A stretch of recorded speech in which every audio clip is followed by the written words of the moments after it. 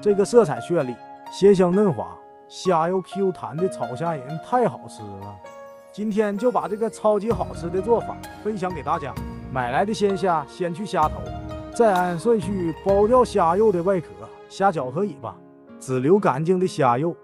图省事的朋友放入冰箱冰冻一下，更好去壳。包好，我们再来清洗干净，抓一抓去粘液杂质。再来给它开个背，不要切断，这样更容易入味。准备点泡好的木耳，切一小段黄瓜，切成片就好。再来半根胡萝卜，也把它切成片。拍一把大蒜，姜蒜切碎。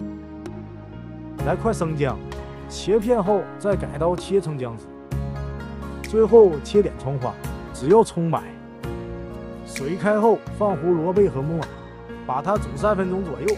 最后把黄瓜也放进来，焯水30秒，立马捞出来。煮久了就不脆了。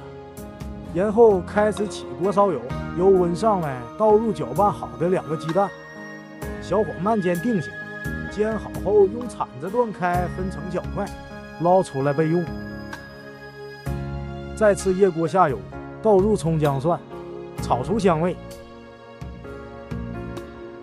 接着把虾仁放进一起煸炒，炒至虾仁由透明色变成白色。最后把胡萝卜、木耳、鸡蛋也倒进来，翻炒2下，开始调味。加入盐跟鸡精就够了。不喜欢吃鸡精的可以加点白糖提鲜。不需要太多调料，这样才能吃出虾肉的鲜味。最后加入一点淀粉水，勾个薄芡，这样吃起来会嫩滑。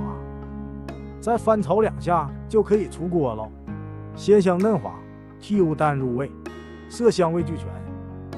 喜欢的朋友欢迎订阅我的频道，赶紧收藏起来试一试吧。